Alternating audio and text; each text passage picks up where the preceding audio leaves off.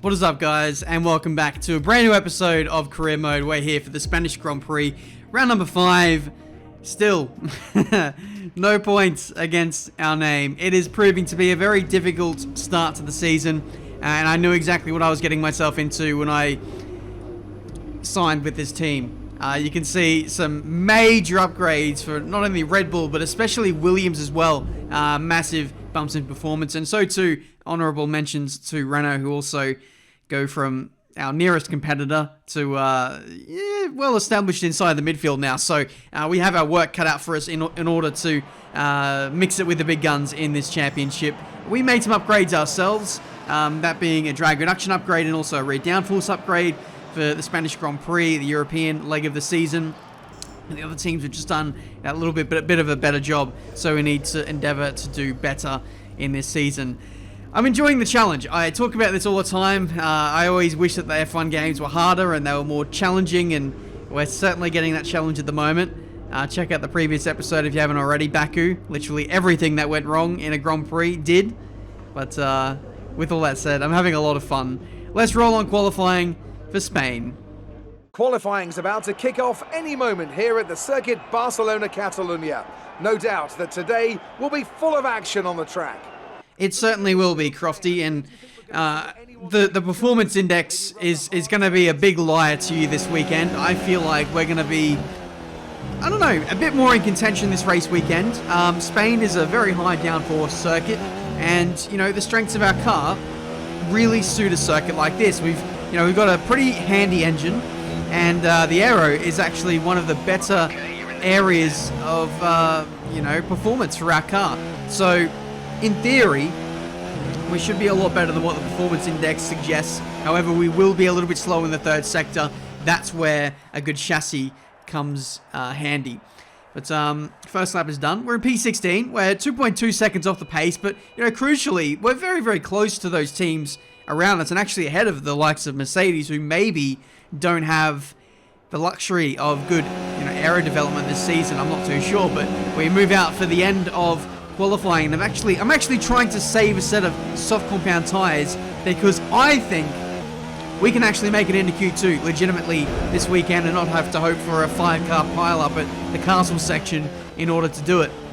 We're right on the bubble, only a couple of tenths away from a spot in Q2, and at the moment with track evolution and a little bit more pace in myself, I feel like we could probably get there. We're 2.5 tenths up on our previous best. Daniel Kvyat is not too far away from Q2 safety either, so he might be one to watch out for. 3 tenths up as we head through the third sector. This lap in particular, didn't flow the third sector as well as what I did on the previous lap, and we've lost 2 tenths there. We come across the line, and it's only P16. If you saw that we lost at least a tenth and a half. If we keep that time if we keep the third sector that we had from the last lap, we would have been in Q2, sorry. And that would have been a golden opportunity for us, but unfortunately it's not. Danny Kvyat, very, very close to the mark as well. He's only 2 tenths away from me, so the car is improving, and it certainly helps having a circuit like this to showcase our strengths, but still it wasn't quite enough. And we'll have to go back to the drawing board on that one. But, the thing that's encouraging is we could have got there legitimately on pace. And in the race, I feel like it might be a closer affair, especially with, a medium to hard tyre strategy. I'm not too sure. We could genuinely get in the mix of people who start on softs. So that is exciting. So I'm hoping by some miracle, this could be the race where we get points. What does the Spanish Grand Prix have in store for us today, I wonder? I hope we see some tight wheel-to-wheel action down the main straight, circa Mansell and Senna way back in '91, or maybe we'll have a more strategic race here on a track where overtaking can be difficult. And I'm joined once again by Anthony Davidson to bring you the lowdown for today's race. Why don't we talk about Toro Rosso? We have a number of changes to the aerodynamic regulations this year, and the signs haven't looked good for them so far in terms of getting to grips with those changes. There are a few downcast looks within the team this weekend. I think they've been hit fairly hard by the new regs. But this is only the first step down a long road of development, and even if they don't maximise their points today, there are plenty more up for grabs this season. Okay, here we go. I know what you can do. Don't let me down. I think that might be a little bit of a harsh analysis from the commentators there. I mean, yes, up until this round, you probably could say that we're a little bit downbeat on ourselves, but I feel like this round we've actually found some genuine momentum, and hopefully we'll be able to carry that into today's race. Mediums to hards, one stop, should be pretty easy on tyres, and we'll hopefully come away with a point if we're very lucky. 5 red lights, and away we go for the Spanish Grand Prix. It looks like a pretty good getaway there, but the McLarens are pretty handy at getting off the line. Stroll in the Racing Point, which is also no slouch. He's on the soft compound tyre, so a bit of an unfair comparison, but as we head into turn 1, Stroll goes for a massive dive bomb on about 5 cars there, finds his way into P12. We actually went around the outside as a better measure and found a couple of places ourselves. So those who were kind of pinched in the middle, a la Grosjean, just didn't have a good start. Or run into turn 1, shall I say. A bit of contact there with Pierre Gasly in the lead Renault car. Thankfully, no front wing damage for us, and we can press on with our race. We've got a yellow flag there in the first sector. That is a Mercedes. We'll have a look at who that is. I think it is... it's Valtteri Bottas. He's got... no, he's not got a puncture. He's got some kind of issue. I think he might have lost a bit of his front wing, and that sent him a little bit wide into the gravel, and he's dragging the entire gravel supply of Spain with him onto the race circuit. So that's what you want to see. But yeah, it's been a pretty handy first lap so far. We dive up the inside of Pierre Gasly very, very late on the brakes into the hairpin. Last round, braking was not the strength of this car, but we were able to get away with a late lunge there, and we move ourselves up into the lucky for some, unlucky for some P13. Hopefully it's lucky for us as we try and cling on to the back of a Ferrari and Lance Stroll in a DRS train. Hopefully we can mix it with these guys and hopefully pull away from those behind us. This seems to be a very strong strategy. F1 2019 doesn't really have much dirty air, so you can quite easily follow other cars, and if you can more or less stay within half a second, well, if you're less than half a second slower than the car in front of you, you can actually run to their pace. Because of the DRS, it drags me along further along with them, and it actually, if they're faster than the people behind me, then I get dragged ahead away from them. So that's how I'm able to pull away from the likes of Gasly, which is he's actually got a faster car than what I do somehow, but we're able to pull away because we're just getting pulled along. It's like a vacuum, I suppose. So it's working wonders for us at the moment. I think one of the racing points is that Daniel Ricciardo maybe holding up this group of Ferraris. You wouldn't really say Ricciardo is overly slow, given that the racing point is pretty strong in the midfield, but they don't seem to be running at amazing pace. It's allowing us to stay with them, so that's inviting me into the party for maybe some points today. Ricciardo goes in for an early stop, so maybe struggling for tyres, or maybe has a little bit of front wing issues, but that releases his teammate and also Lewis Hamilton now in P9. We're running in the points now, so life is looking pretty good for us at this stage. I think Lance Stroll, who has just had a major lockup into turn 1, let's see if we can get him up the inside into turn 3, and that is job done. I was about to mention Stroll anyway before he made the mistake. He's on the softs, so we were expecting an early stop for him, but maybe Ricciardo was on the softs as well and struggling for pace early on. But lap 12, we're in the slipstream of Lewis Hamilton and actually lifting very early into the braking zone at turn 1. I didn't want to get too close to Hamilton because when you start to crowd the AI into turn 1, they actually make some unforced errors. Box, we're coming in this lap. Gap to teammate behind is 16.4 seconds.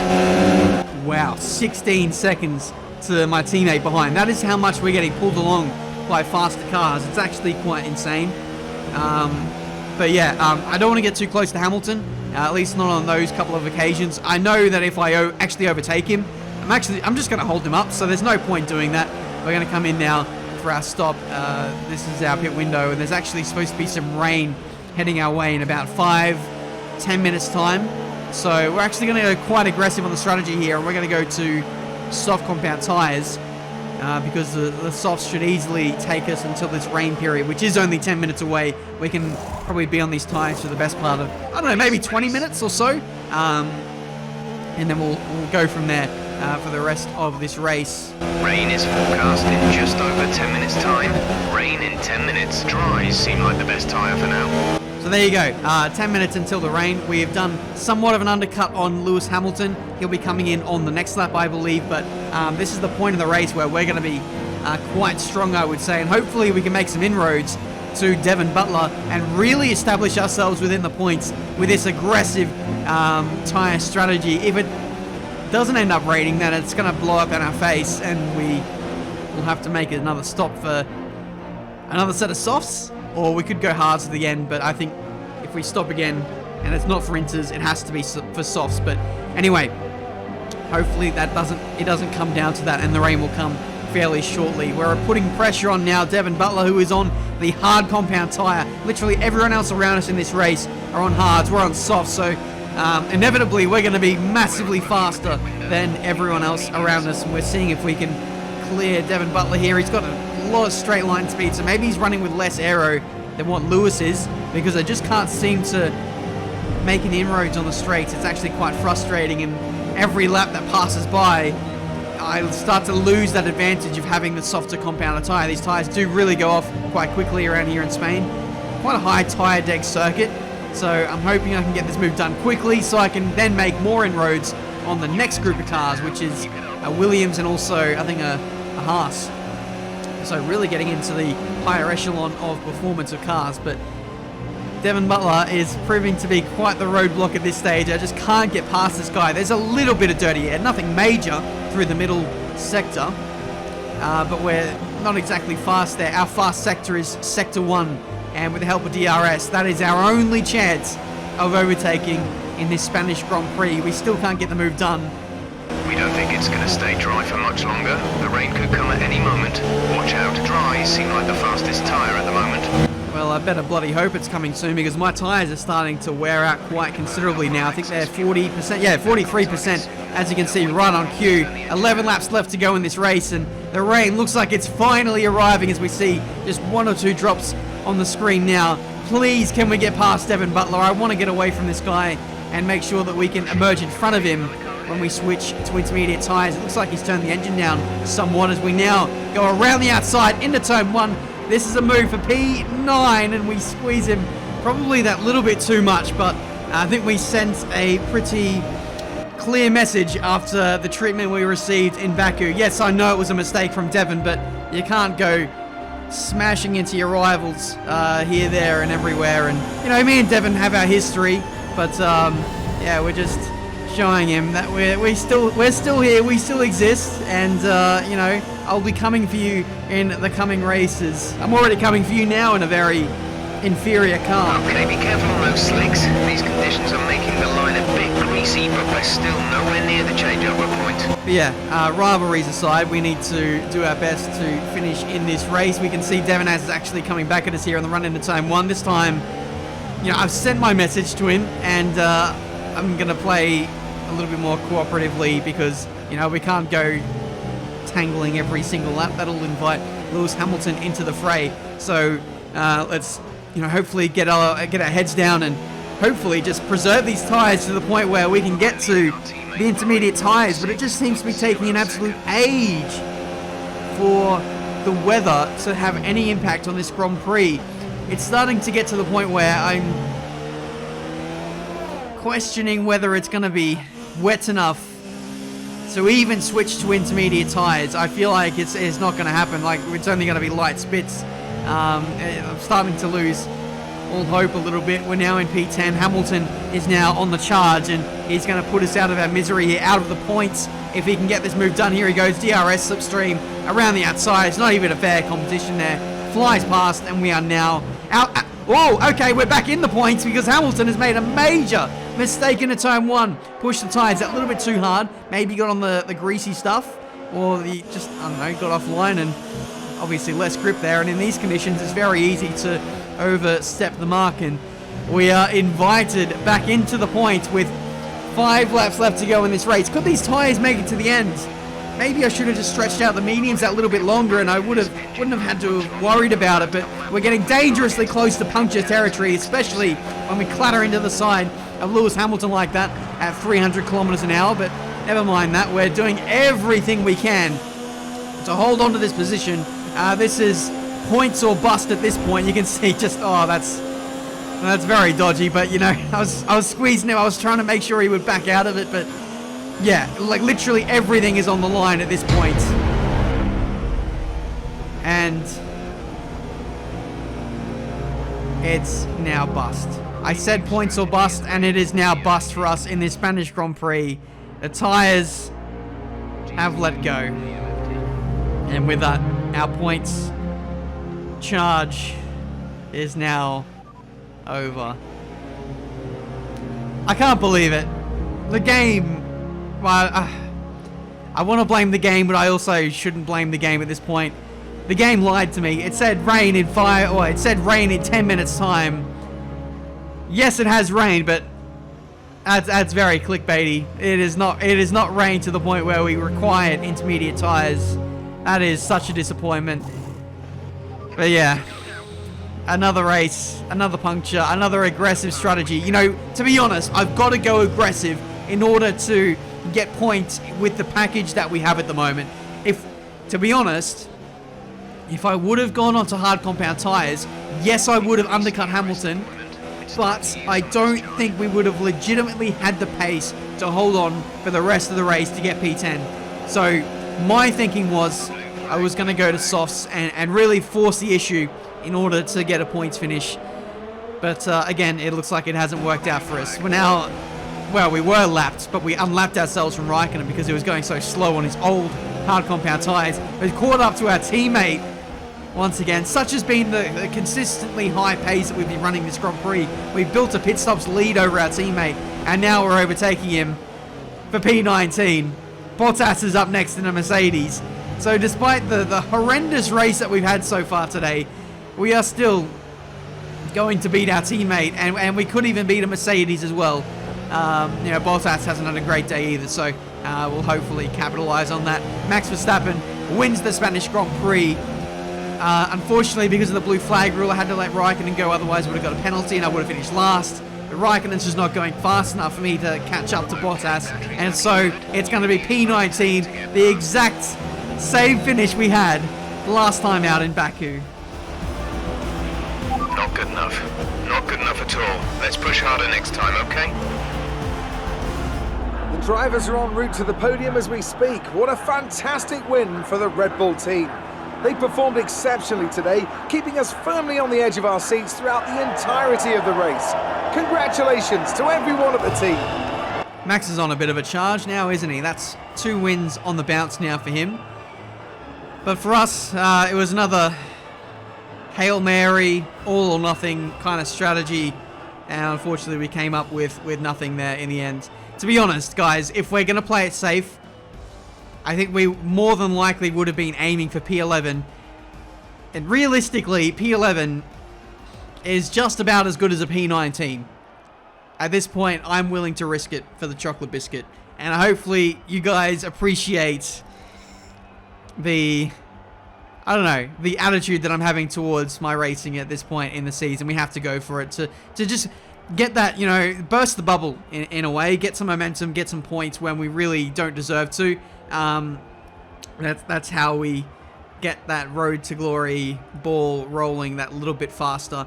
But we'll get there. I mean, the pace is there. We really did showcase that we belong. Well, we well and truly entrenched in the midfield now, especially. Well, even though we have a car that's still the worst car by some way, when it comes to a track that suits our car like this one, we did relatively well, and could have got some points if we were just that little bit lucky. I don't know. Maybe I could have stretched it a little bit longer on the mediums. There was still a little bit more life in those tires, but you know, I trusted the engineer, I trusted the team, I trusted the game, and thought that the rain would be coming in 10 minutes. Didn't happen. But yeah, very interesting that I could have actually gone from mediums to softs if I stretched it a little bit longer, but who knows if that would have been a viable strategy anyway. That might not have got me ahead of the Ferraris because they would have got the undercut on me. But anyway, enough waffling on that. We're not going to dwell on things too much longer. I've pretty much, you know, explained the whole scenario of the race and how it all played out. But it is time to think about the development once again. I want to work on the chassis, but I don't have enough points to do the next weight reduction upgrade. The next one is a major weight reduction upgrade.